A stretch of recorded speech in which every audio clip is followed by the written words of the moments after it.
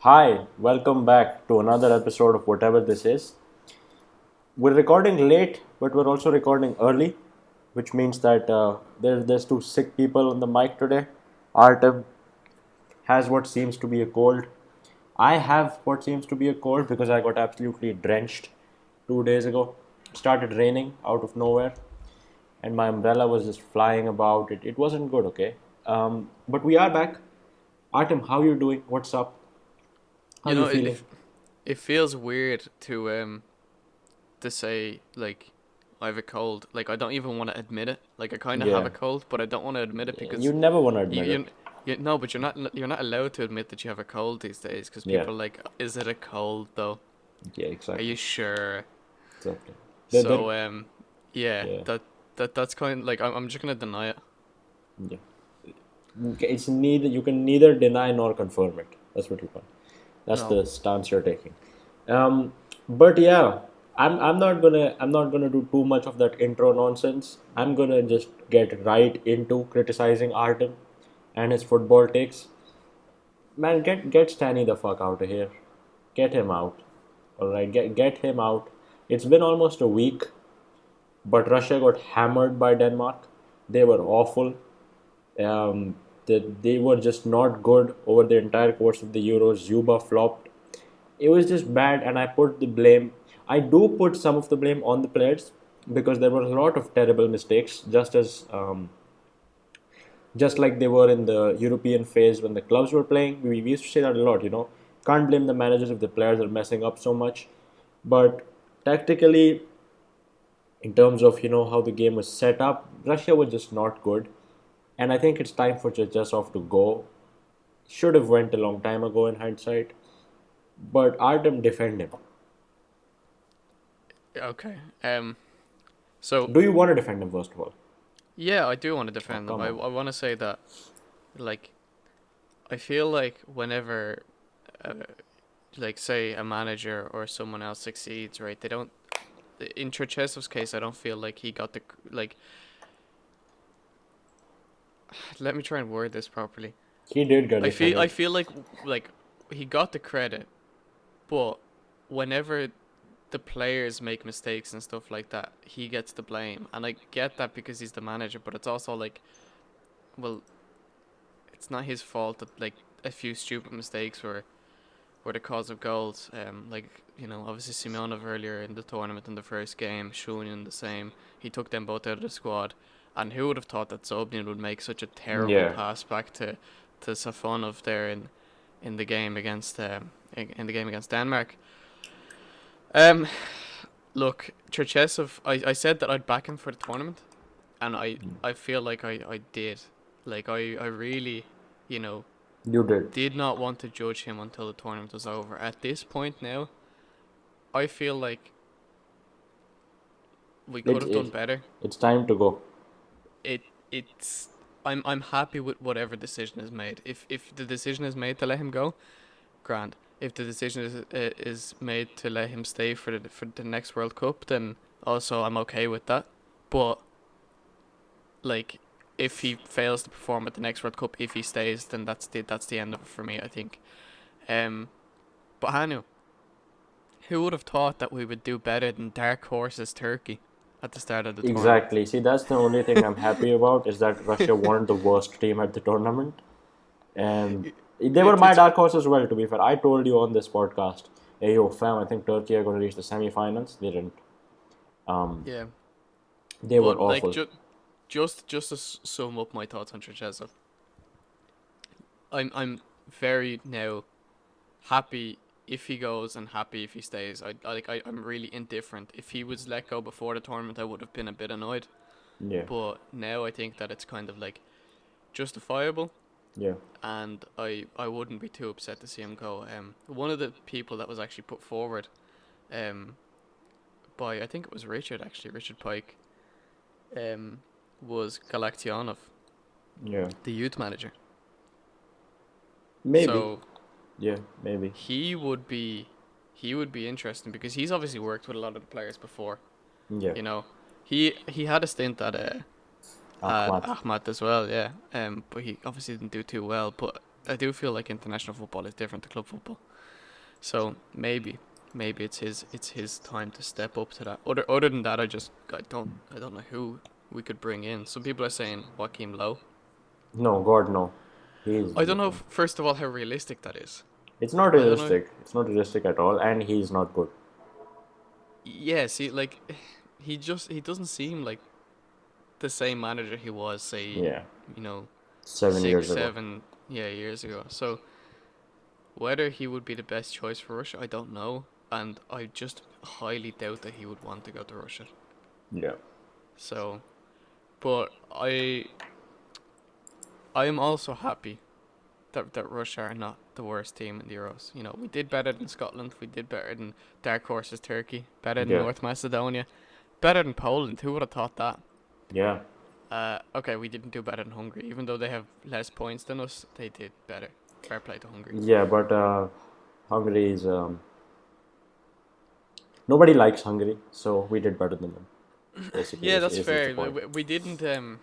You know, it's interesting because obviously you hear a lot about Russian football having a lot of issues with racism and homophobia and stuff Yeah. like that. We didn't actually see that at this tournament. You know, like there Yeah, was which is nice. Which is nice. Yeah, it is, and I think it's like it proves that Russia, although there clearly is a problem there Yeah. to some extent, it's definitely not what people make it out to be. Yeah. And obviously it's great that Hungary are getting called out for all their bullshit, and UEFA too for their Yeah, man. UEFA just disappoint me so much. Like everything they've done since the Super League thing has been shooting themselves in their own foot. It's just so dumb. Like it's almost sort of making me believe that there's some sort of inner mutiny in UEFA, and like Perez is paying off some top exec to just make all the bad decisions so that people start to like the Super League more. But maybe that's some conspiracy, but maybe yeah, like it's weird because when I saw the decision against Neuer, I was like, I swear I've seen UEFA push equality exactly, yeah. and pride and all that stuff like on more than one occasion. Like I swear I've seen it all over the place. Yeah. And then to see that kind of thing be said and like don't make a political statement, like I'm not sure that that's a political statement. Yeah, it's really not. So like you could debate, like say for example, when Sheridan Shaqiri did the eagle. the cuss of an eagle Yeah. against Serbia, or like when Ukraine even put Crimea on their map. Yeah. Like that's political, right? But even then, I'm kind of like, I don't mind that being in football. Like, yeah. Look, obviously with Ukraine, it's a very touchy subject, so we won't talk about it too much. But Yeah. like, I'm fine with all that. At the end of the day, it's games. Like it's not just a game on the pitch; it's also mind games and stuff like that. But when it's something like, oh yeah, like again, like homophobic or something like that, like that's not a political statement. That's just being Yeah. mean to people. It's Exactly. just Yeah. Exactly. like what is that about? Like what are you actually getting from it? Exactly. So yeah, I think that should be like the guiding light for all humanity. Don't be mean to people. I think we do a lot of good things if that was, the core goal of humanity. yeah, that's the thing. Like in a situation for like say for example like Ukraine, they feel very strongly about Crimea, as do Russia, right? And they both think that their side is right or whatever. But like at the end of the day, like these are all on a huge like political level. Yeah. Whereas like there are gay people, like trans people, Yeah. like members of the LGBTQ community everywhere. Yeah. Exactly. Like I don't understand like what is really political about that. They're just people. So Exactly. maybe one of these days, Hanu. Maybe one of these days, and like we both know, Russia still has a long way to go in that extent Very long as way well. to go. There's some things being like obviously changing, but Yeah. still a long way to go. Exactly. That is. But let's not depress ourselves. Let's talk about the Euros. The round of 16 starts today. It does. And let's go. I almost said Russia versus Croatia in the round of 16, and I'm like, wait, what? But that's not happening. Yeah, don't you remember that they picked the best fourth place spot as well? Yeah. um, are Russia the best? Russia actually might be the best fourth place, right? They are the best fourth place team. Let's go. There Massive. was actually I think it was Meta Ratings or one of those guys Yeah. posted on Twitter the other day. You know, people are all laughing at us, but look, we're the top of the fourth place table. Exactly. Fair enough. Right. So let's go bracket. I mean, not bracket. Match by match. Let's guess who we think will win. If that's what you want to do. Okay. Wales, Okay. Denmark. Who's winning? Denmark. Yeah. I wish Denmark just like win the whole thing or something, so that Russia aren't frauds. Oh, you know But what? Imagine Denmark winning the whole thing. That would be if they won the whole thing, right? That would be the second time that yeah, just they've won it outrageously. exactly. Like you obviously know the story of how they won Yeah, it the yeah, first yeah. time, right? Yeah. Like imagine the first time they won it because they only got put back into the tournament because Yugoslavia were at war, Yeah. and the second time they won it after their first game they lost because of Ericsson's heart Yeah. problems. Like that would be insane. I can't see it happening, but it would be insane. Yeah, they're a pretty good team, honestly. Like, um, They are. yeah, They played really well against Russia, and to be honest, like they're, in their stadium and stuff. I don't know if their stadium is actually hosting any more games.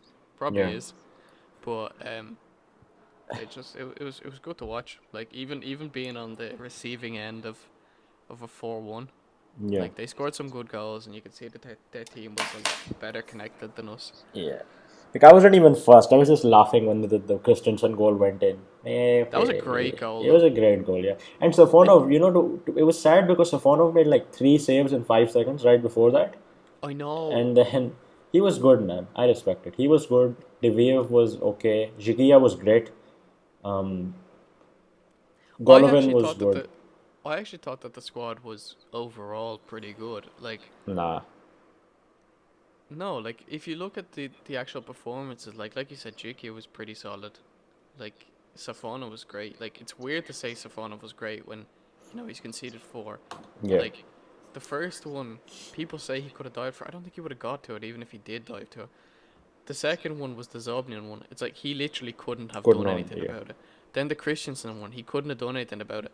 And then the fourth one, Nobody cares. it's yeah, like well, I don't first of all, even nobody remember it. cares, and it's the one that went into the left bottom corner. Oh, okay. I can't Yeah. remember who scored it, but like it was a good finish. Like you wouldn't expect the keeper to save it. Like I don't think that there's a like I don't think that there was a one goal that you could really blame him on there. Yeah. But That. let's move on to the other fixtures, right? So Right. we've already called Denmark. I Yeah. think we're both going to be in agreement for Italy against Yes. Austria. They're really good, man. They're very good. N- Netherlands against Czech Republic. Netherlands. I'm going to say this. That's the Spartak derby. I'm going to say this one's going to go to extra time. Oh, okay. And I don't know who's going to edge it. See, I feel like this is going to be a closer game than people think. Yeah. Like Netherlands are a good team, Yeah. but I don't know if they're all that like. Yeah. So, I'm gonna call an upset here. I'm gonna say Czech Republic. Yeah. Patrick Schick's playing very well. Really well. Sorry. Patrick Schick, he's playing very well. Oh yeah, he's a great Yeah. player. Everything was great. But I think I'm going to go with the Netherlands, but you're right, it's going to be a close game. Now, this is the big one. Belgium, Portugal. Who's winning that? Yeah, don't worry, keep talking. I was gonna say, how did you want to get that? Nah. Portugal. Yes. I just, yeah. I just don't like. Belgium are a good team, but I don't know, man. I feel like Portugal would be better. Like I just feel like Belgium are good against a lot of the smaller nations. Yeah. I feel like smaller footballer nations. Obviously, there's Yeah. not many smaller nations than Belgium. Yeah. But I don't know how they'd fare up against the bigger teams. I think Portugal, having played a couple of tough games already. Okay, like you might say that may have drained a bit of their energy, but Yeah. I don't know. I don't think so. I think that they're hungry for it, and I think that they'll be well prepared for Belgium. Yeah. I just feel like they're gonna shithouse it again. Like they They might. shithoused the entire last tournament, Yeah. and even this group they sort of shithoused. I just feel like because everybody's gonna think, oh, Belgium are gonna do it. Lukaku's having a great tournament. De Bruyne has great team. Oh, they're gonna win it all, and then Portugal will like extra time. Danilo Pereira will score the winner or something weird like that, and everybody will be mad. What By the way, just while we're on predictions, have you been doing the Reddit predictions on r/soccer? Nah. Oh man, you should. It's cool. It's like you get Okay. like 1,000 points, right? Yeah. And you can put like from 30 points or maybe 10 points or something up to 100 points on each prediction. Oh, okay. And the amount of points you get is based on how many people have predicted other things. So like, for example, like let's say if you predicted Portugal, right? Let's say 50% of people predicted Belgium and 25% predicted a draw. Yeah. Or no, it can't be a draw. Actually, over 90 minutes, maybe. I don't know how they're doing it, but you get what I mean. Yeah. And it's basically like you take the stake of whatever everyone else bet. So like if you can call an upset, you get a massive amount of points. Hmm. Big leaderboard and stuff. It's a cool thing. You should get involved. But Yeah. Well, that sounds yeah, fun.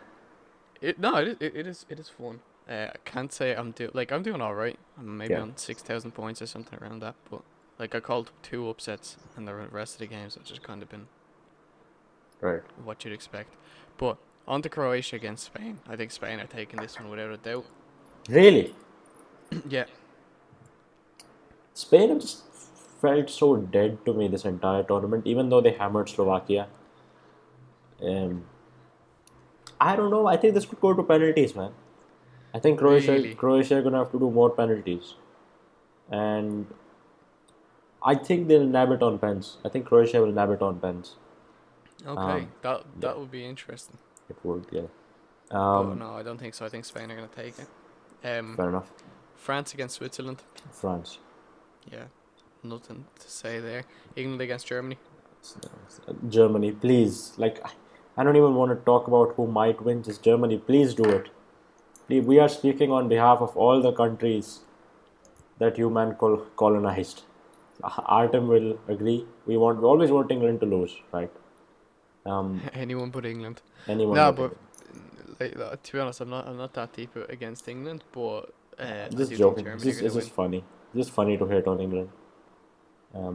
But yeah, I think this will be close, but I think Germany will take it honestly. Yeah, I think 2-1 or something. Yeah, exactly. And then Sweden against Ukraine. That's the yellow-blue derby. Yeah. I don't know. I think Ukraine will win. No, actually, no. I don't know. No, I think I Sweden think will win. I think Sweden will win. I think Sweden will win. Ukraine haven't been great so far. Yeah, exactly. They got through by the skin of their teeth. Hopefully they do well. Like I do like Ukraine, but Yeah. I just amn't massively confident for them. Exactly. Yeah. But it should be fun. I think we can even look at the entire bracket now. But I think that'd be too complicated. No, there's no point because Yeah, like exactly. at the end of the day we're just gonna mess up, and we're gonna have to do another bracket next week. Exactly. Like, Yeah. It doesn't it's doesn't make no sense. like the only way we could do it is if we did a bracket on Twitter or something. Yeah, that would be But sensible. yeah, that's the only thing we could really do, I think. But anyways, away from the Euros, Away from onto the an Euros. even more exciting tournament right now. Yeah. The NBA. The NBA. Hanu, what is going on? Big tournament. Big league. Big league. I don't know what's going on, man. It's the Knicks should have won the whole thing. They didn't. But this is really interesting, man. And I don't know what's gonna happen. Any of these 4 teams can win it. If you're not watching, if you're listening, and you don't know what the teams are, it's the Bucks, the Hawks, the Clippers, and the Suns. Bucks are currently. Imagine someone said to you at the start of the season that was going to be the conference finals. Bucks and Clippers, I'd have said okay, and Hawks and Suns, like, no, get out, get out. Um, Yeah, exactly. I just hope the Suns win it all. Why not mix it up? The Let Suns would be interesting. I wouldn't be against the Hawks winning. Like the thing is, I actually don't mind whoever wins. yeah, Like I actually think it's gonna be exciting any of the ways. Like I feel like this is probably Giannis's best chance to win with the Bucks. yeah, Um, but also Trey Young, the lollipop. exactly. Yeah, I Don't. mean, it's who do you think will win though? Um. See, I don't know. Like it's really tough to call. I feel like if the Clippers win their conference final, Yeah, they'll win it.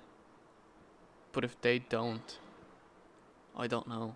Like honestly, like from the Bucks and the Hawks, it could be either. yeah, Like I think the Bucks might edge it. So right. like let's say Bucks against the Clippers, I think the Clippers would win. Mm-hmm. But like you just never know. Like it's so close. It is really close. I think I don't know who's gonna win, but one of the funniest things I've read all year was LeBron went to the shop and his total was $1, but he could only manage to give 75 cents because he doesn't have a fourth quarter in it, Mm. and that's just hilarious. But NBA Twitter is fun, man. Honestly, I don't even follow anyone, but the tweets I just see, it's hilarious. Oh, they Um, are funny. Like I feel like they're way better at memeing than a lot of the yeah, football ones. exactly. Like under NBA tweets, like you get a lot of I feel like insightful memes, and then Yeah. under like Ronaldo posts, you get like Oh Penaldo. God, don't even talk about it, please. You know what I mean? It's a Jesus completely Christ. different story. It's just not. Yeah. It's like oh god, it makes me want to leave Twitter. It really does. It really, really does. But will we move on to some transfer rumors and some We will. transfer happenings? It's only 3 weeks till the FNL starts, by the way, and 4 weeks till the RPL starts. That's mad. Let's go. Yeah, and nothing has happened in the transfer window so far, except for a few things. Like there's Nothing rumors. has happened except for a few things. Yeah, there's nothing important. There's rumors, lots of rumors. Yosifov is going back to Villarreal apparently. Um, Who is this guy? it's the guy that scored against Russia in the Okay. friendly, and the Deviv might go to Italy. Shomurodov might go to Juventus, which would be amazing. That would Um, be great. yeah, Dynamo are signing some Georgian boy that David Sanson is the agent for. But You know what? He looks like he'd be a good player. exactly, yeah, I'm glad you said that. He does look like he would be a good player. It's just like don't know. Georgian Grealish. Yeah, something about him. There's something about him. But what I want you to do, right, is actually go to Dynamo's Twitter, which is FC Dynamo, right? Dynamo with Yeah. a Y. And I just want, like, Diego Laxalt, by the way, finally signed for them. How do you feel? It's been years in the making, his move to Russia. Insane. Honestly, it's a bit of a crazy one. Yeah. Um, Go, like go, go further down, actually. I want to see the first announcement. Like, because he's been linked to Russia in 2018, 19, 20, 21, and he's finally moved, right? this Yeah, was the yeah. announcement. This, even Um, there's another tweet below that. But I know, yeah, but this is. I actually thought that was a good video. To be fair, it's a good video. It is a good video. But yeah, the thing about this, right? Even without the filter, this dude looks like a Disney character. yeah, he does. He has the clearest skin I have ever seen. It's it's honestly unbelievable how this guy he just looks like he's CGI or wax or something, man. And even his hair and everything, it just seems like some sort of a RPG character. And in all of the presentation photos, he looks more like a software engineer than a player. Like Yeah, he he's does. telling you about his startup that he's got. But yeah, I guess this is like the biggest move of the window so far, which is I, dead. I'm gonna be controversial here. Okay. Not unusual. But Diego Laxalt when he played at the World Cup in 2018, Yeah. was one of my players of the tournament. He was unbelievable to watch. Right. Coming back to Russia, he's looking to recapture that form. I'm painting the picture. Okay. He's coming back to recapture that form. You know, he's been thinking about that World Cup ever since, and he's like, you know what? It didn't work out in Milan. It didn't work out at Celtic. Yeah. I need to go back to where it all worked out, where everything fell into place, Yeah. where I played my best football. And he's coming to Russia, to Moscow, to prove just that. Yeah. That's the picture. And he's gonna win Dynamo the league or something. Because on Football Manager they always win the league. No, he won't win the league, but they'll get into Europe next season.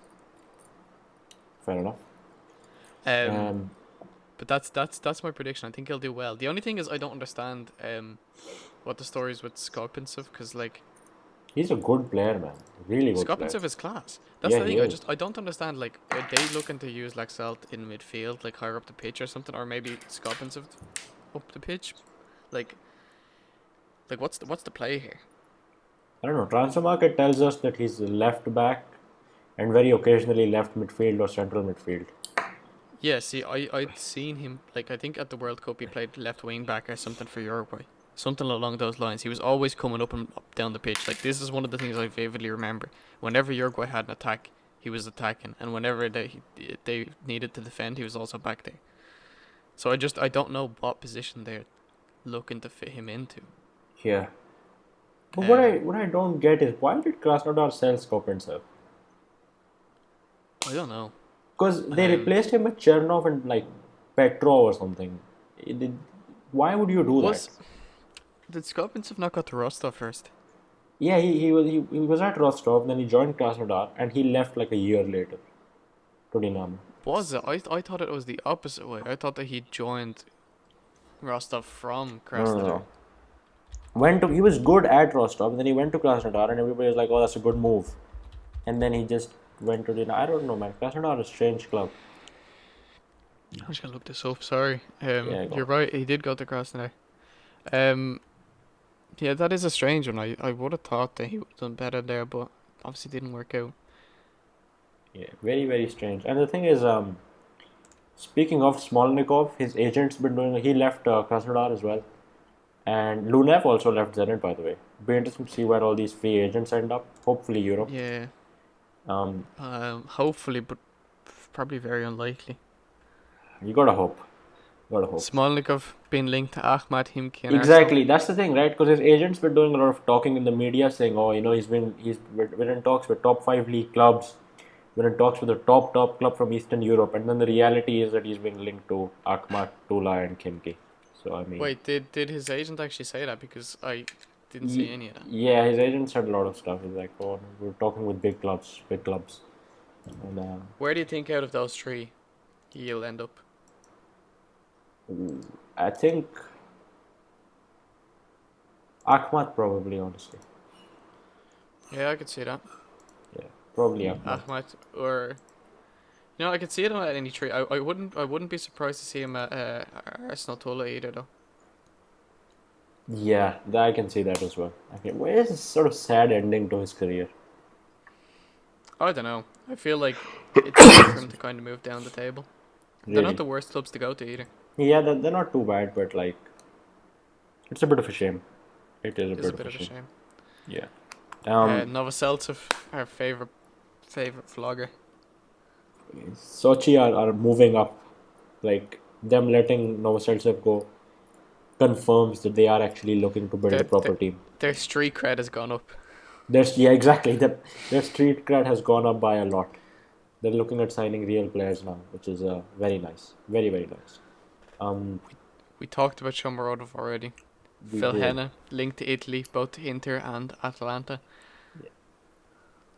This is completely off topic, but I want to ask you this, right? Because there's not too many other big transfers. What are the chances that CSKA get relegated? I'd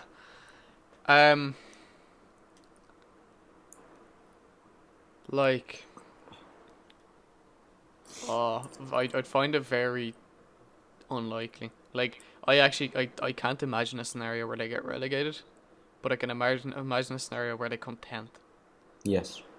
You get what I mean? Like, that would be like a relegation. I feel like it's very almost for a club like CSKA to get relegated, I feel like it's almost difficult. You almost have to be trying to get relegated. Yeah. But the reason I ask What do is you right think? because Vlasic is leaving. If I was he scored at the Euros, that's an extra 5 million on his price tag.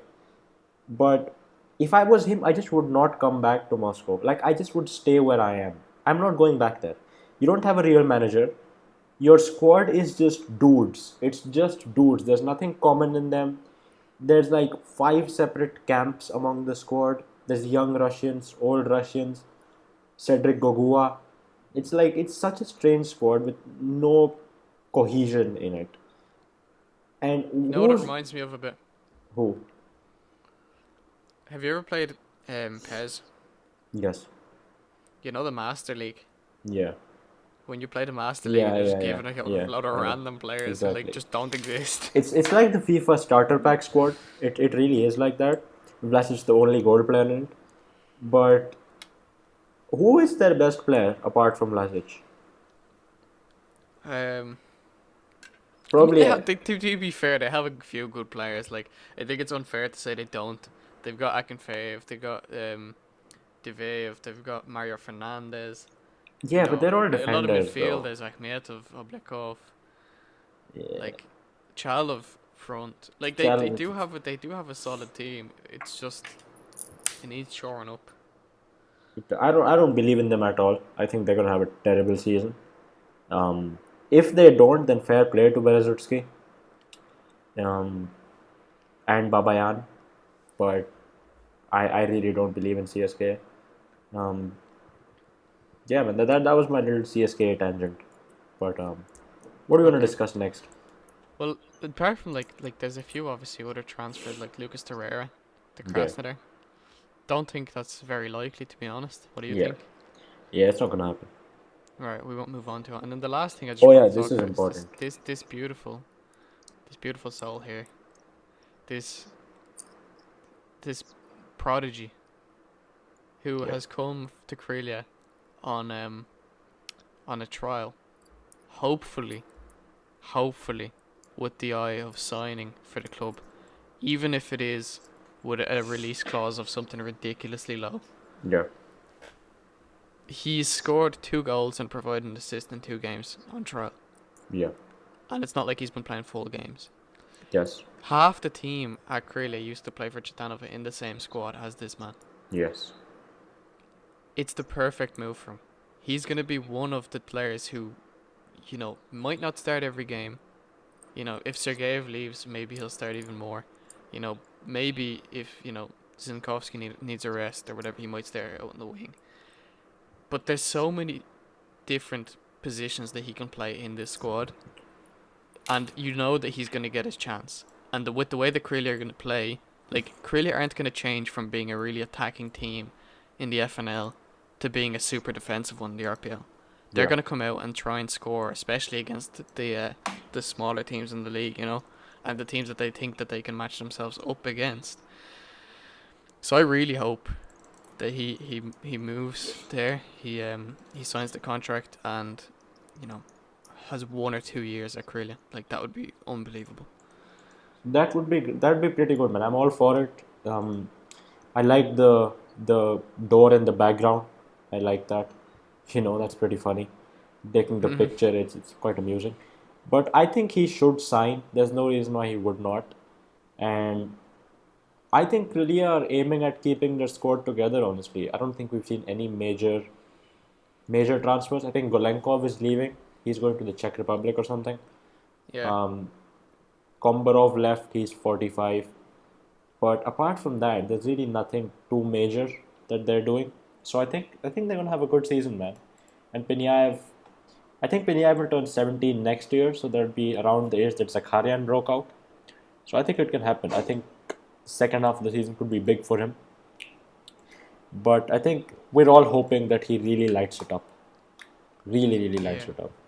I Um, yeah I really hope so. I think that like one of the things I've worried about him for a while is that he's been in the spotlight since he was 13 or 14. yeah, You know, when you're in the spotlight at that age, like you've got big shoes to fill, and you know, at that age, it's not always certain that you're going to develop the way that you're predicted to develop.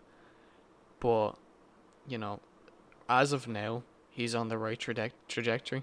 Yeah. I don't think he's like Messi standard, which some people were claiming, but he does seem like a super promising talent who is almost certain to play for the Russian national team in, you know, the next 3 or 4 years.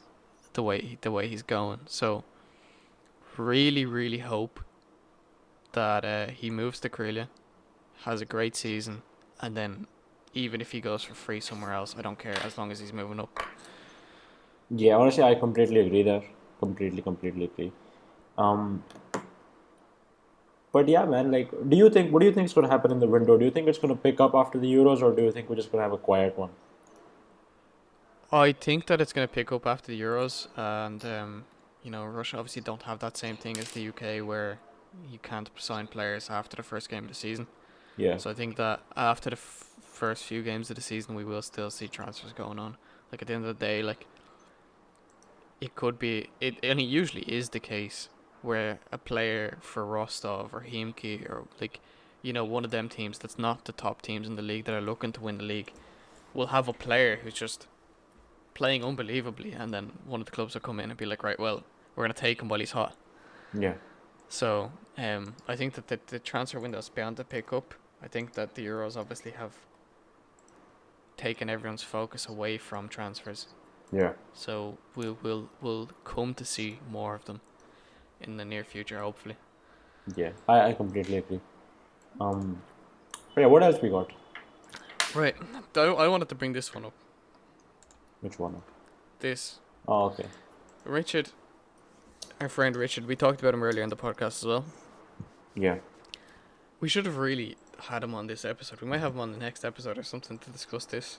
Okay. But I just want to briefly talk about his opinion on the Olympics, right? Yeah. So he says, heard stories today about French clubs blocking players for the France Olympic squad. Spain also want Pedri in their Olympic squad despite him playing non-stop and only being 18. Football shouldn't be in the Olympics. World Cup is the pinnacle of football, not a gold medal. What do you think of that?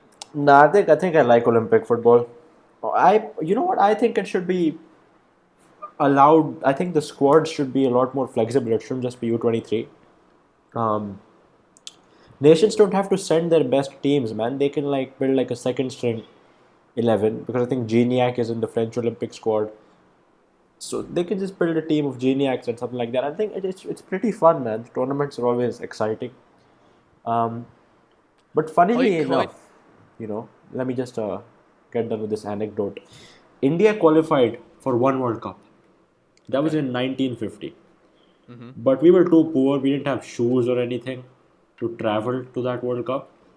And the reason they didn't give us money was because our football federation and government considered the Olympics to be bigger than the World Cup. Oh. So we were denied our bragging rights by that. And now the converse point is being made, right? And yeah. But I like the Olympics, man, honestly. What do you think? I agree with you. I like the Olympics. I like Olympic football. I don't agree that there shouldn't be Olympic football. Like, I think it's a bit ridiculous to say that, like at the end of the day, the Olympics is meant to be the pinnacle of every sport, right? Yeah. But obviously, in football and other sports, we've seen that other things have taken away from it. Like, for example, like Richard gave the example of the World Cup is the pinnacle of football, not the Olympics. Same thing with tennis.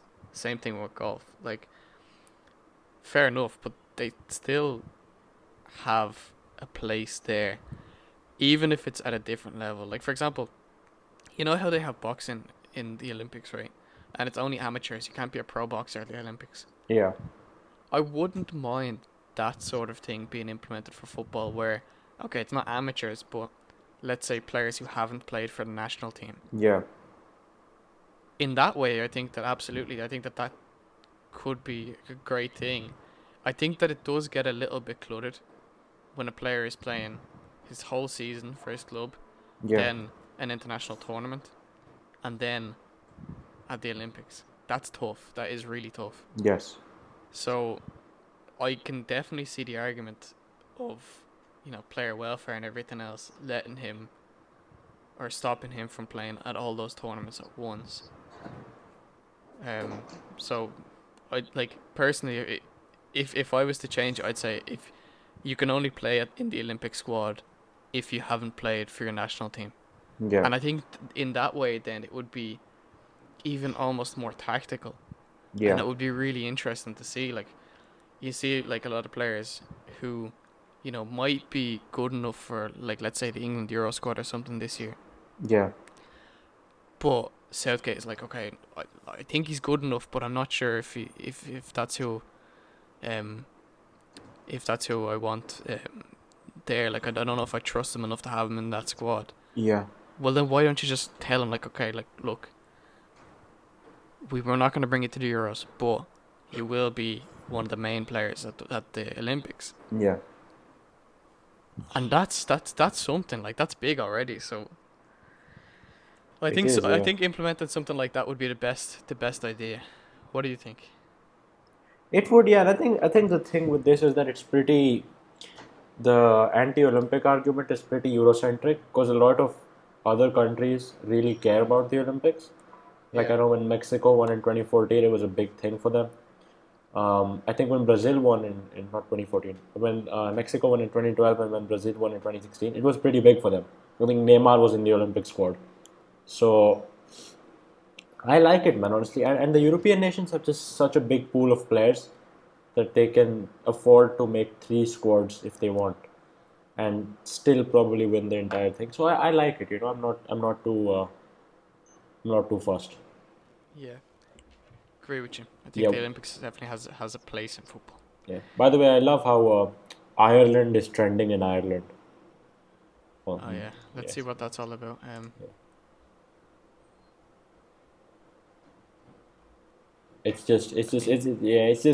It's one of those things where a absolute word is, madness. yeah, a word is being FAI, used, pride, respect. a word is being used a lot of times, and it just becomes trending.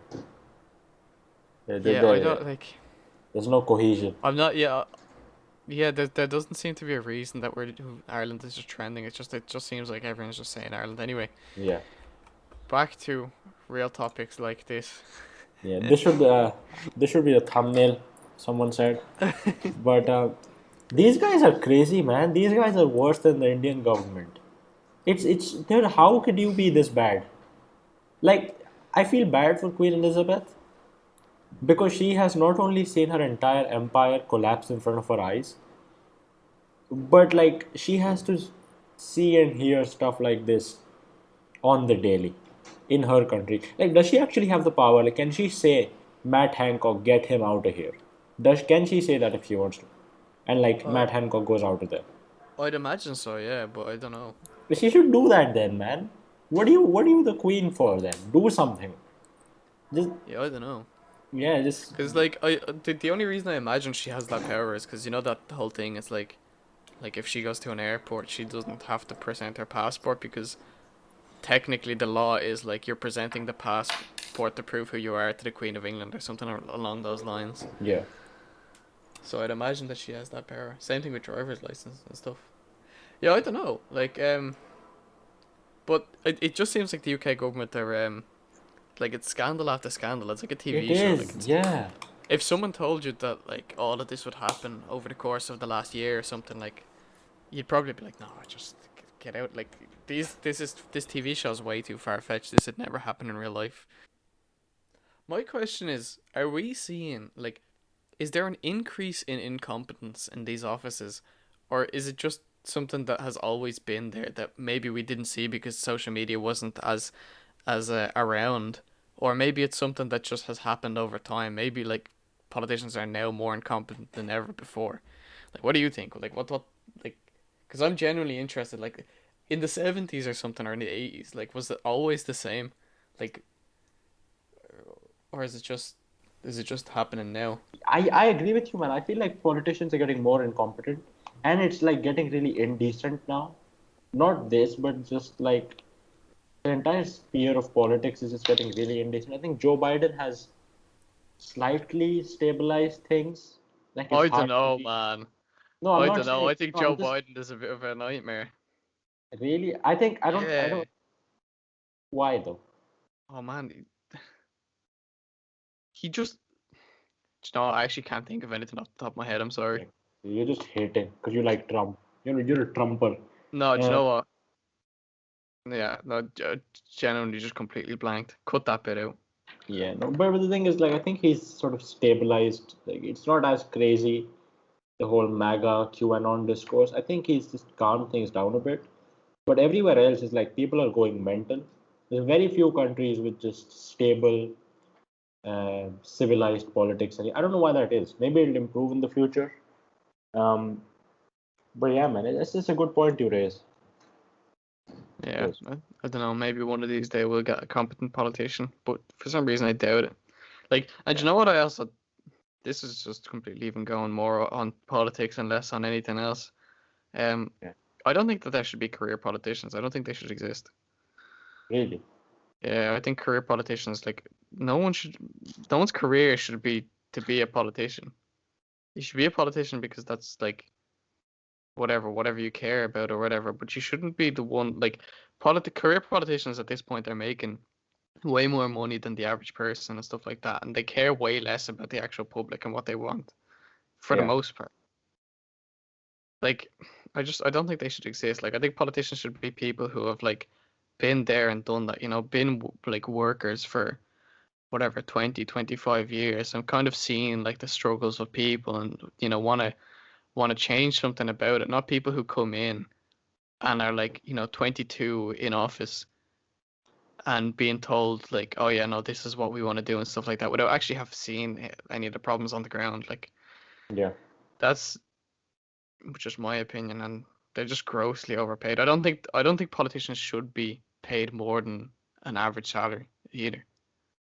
This is also a bit of a controversial take. Like, I'm I'm I, not like if I was to class myself, like I'd say that I'm kind of like middle, maybe towards the right yeah. economically and stuff like that.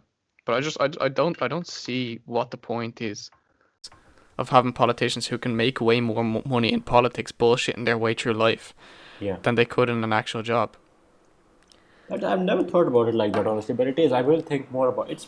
It's a good point you raised, but I think Well, the way that I'm thinking is like you should do it because you care, not because the money's there. exactly.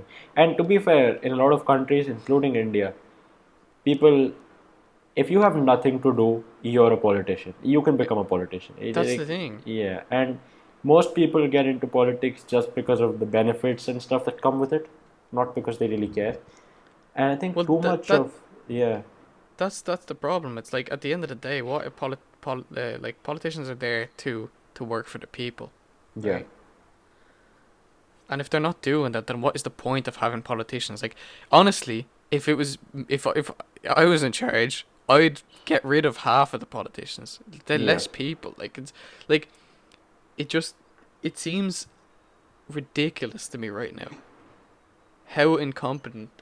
Not only in the UK, not only in the US, not in only in everywhere, like yeah, in everywhere. Ireland as well, in everywhere. It's like it just seems like decisions that should be obvious are being made out to be not. And like no matter what you argue, like you could argue like I could walk into like the Irish government today and say like dogs are nice, Yeah, right? And someone would argue. And it's like not everything needs to be argued. We can all agree. Like for example, Ireland has a massive housing crisis, right? yeah, Like can we not just all kind of work together on trying to fix that? Like yeah. one side puts together ideas and the other side rejects it. Then the other side does the same thing and the other side rejects it, and nothing ever ends up getting done. It's like why don't we just say yes to both ideas? Yeah, Start them I both think and these figure days, out which like one works better. I in don't all, understand what the point of delaying the whole process is. It's always better to start on something and then kind yeah, of change it along the way based on the results that you're getting.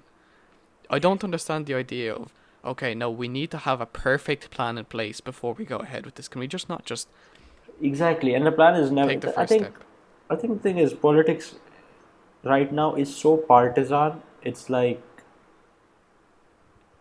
what they like all parties sort of fighting against each other rather than working for like the common good of the country, Yeah. whatever country it might be. And it's like, you were all elected together to serve the country. You're not fighting against each other in the parliament or whatever. So, and I think, yeah, I mean, you're absolutely spot on. Is that nothing ever gets done, and they say that the best type of government is that of a benevolent dictator, and I completely agree with that. Honestly, is Yeah. that if you have a good dude making right decisions, or even if you have, like the Singaporean government is sort of like that, where they debate a lot, they have a parliament and stuff, but it's not exactly a fully functioning democracy. Yeah. It's fairly autocratic, but they make the right decisions. They're sensible. And Yeah. I'm That's like, the thing. I don't want a full democracy because people are going to come up with stupid ideas in that. Right? No. If it's working well, let it work well. If it messes up, then we'll talk about it. But Like one of the yeah, things right now, like I'll give an example, an Irish example. In Ireland, obviously, like I mentioned, we have a big housing crisis. We have around 10,000 homeless people. Um, and young people especially aren't able to afford rent and stuff because our average rents and our average monthly incomes are in line essentially. So like, people are spending insane amounts of their money on living. yeah, And one of the things that happened recently was there was a planning application made to build one of the highest like buildings in Ireland. This yeah, would have been like maybe 30 or 40 stories or something. Not insanely like probably even less than that. It might have been 20 stories or something along the lines. Like it wasn't insanely high, right? And it was going to be a carbon net zero property. Like it was going to be like really really efficient. It wasn't going to be like there was going to be nothing about it, but there was going to be 1,000 luxury apartments, right? 100 of which by law would go to social housing, right? And instead of allowing the developer to go ahead with this and build 1,000 luxury apartments, right? Which, by the way, we do also need increased housing stock, whether that's luxury or regular. If you increase the luxury stock, then all the people who are living in regular houses who want to live in luxury apartments will do that, and it will open up for other people, right? yeah, Basic economics. yeah, Instead of allowing that planning permission to go ahead, they spent about 1 year or so battling it legally yeah, and spent about nine million euro opposing it. yeah. So it's finally been opposed. We don't have an extra 1,000 units, and the government has spent 9 million on this. Exactly. Nothing. That's What the is the thing. point? What is It's the actual point? That's why people sort of get swayed by the false promises of these hardline right-wing governments. Is that they, the stuff they say to like in their campaigns is always like, "Oh, the government doesn't care for you. They don't care for the poor people. They don't care for rural areas. They don't care for this. They're too inefficient," and people get swayed by that, right? And a lot of time is then spent, like the governments are, they never really, no, the right wingers or whatever, they don't ever really mean too well for the masses. But I feel like the real reason so many of these governments have popped up all around the world was because the actual ruling governments were so inefficient and they got nothing done. Like the opposition is still trash. You don't have any concrete plans for anything. All you want to do is fight. You have no plans for anything, and when you are in power, you're barely getting anything done. Which is why I like. I don't know if morally it's the best thing to say, but that's why I prefer countries with like that are slightly autocratic, but there's progress is evident over there, right? Yeah. And but yeah, I don't. Some places like too much democracy should not be a word. It's actually not too much democracy isn't the word. But you remember when, like in You the should you U.S., shouldn't vote on every decision, is you what see you're saying. exactly. You should not have to debate everything for 5 hours, right? Yeah. It's like some of it has to do with attitudes. It's like when um, masks and stuff were being people were being told to wear masks in the U.S. and UK, and they were taking it like as an assault on their personal liberty. Yeah. It's not that deep. It really is No. not that deep. So I feel like But that's see, that's the something. thing. It's like in countries where that's a custom, like for example, like China, right? Yeah, They had massive breakouts, but their government was just like, okay, no, we are putting a stop to this, put their citizens in a hard lockdown. Yeah. And they've been essentially out of all this COVID situation Yeah. since like summer last year, Yeah. while everyone else is stuck in it. And it's Exactly. like, it does, it like, I get the fact that you want to have individual freedoms and everything else. Like, I am 100% always for that. But sometimes it's for the good of everyone to give those up for a little while. Yeah, exactly. I feel like in East Asian society, it's sort of common to let the common good supersede the individual good, and I feel like that's important. That's the Yeah. same in like Japan. In Japan, everybody wears masks anyway, Yeah. with COVID or not. So they don't take everything as an assault on individual freedom or whatever. They know, fam, if you know what, if we be sensible, we're gonna get over this, and they get Yeah. over it. And I just feel like in certain places, some people take it too far. Yeah. Yeah. It's a bit of a wild one. Yeah. That Honestly, was our political breakdown. it was, and I don't feel like it was a very good one. Like, I feel like Yeah. me and you could talk about this for ages. Like, there's so many could. different topics. I think, like, education is one of them that we always just rant on about. Rant on. to We each will other. one day. We might do like a special podcast one day. No Russian football, just like society. Just know? society. Just Just society. just chatting. Yeah, that's. I just. I just wish that everyone wasn't just so incompetent. Exactly. Yeah. It just seemed like, you know, when you were younger, you kind of looked up at people who were in high positions. You're like, oh, they must be like perfect.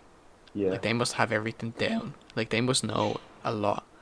And then you actually see these people in these high positions are actually just the most stupid people ever. They really are. Yeah. Making the most stupid decisions ever. Like, publicly, you know, embarrassing themselves, their parties, their countries, everything. It's just, It really is, honestly. it's just too mad. It's just too mad. But yeah, now that we've done that, guys, Artem, do you want to play Geoguessr?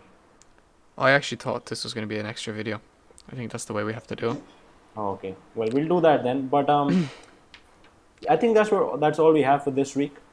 Is it? I think it is. Yeah. It is, yeah. We don't have And anything else. Yeah, I'll do the honors this time, just because I feel like switching it up. Leave a like on YouTube. Leave a comment on Twitter, Sportrex, whatever. Leave a comment on Sportrex. Follow us on Twitter. Let us know what you want us to discuss. And yeah, we'll see you next week. Thanks for tuning in. Bye!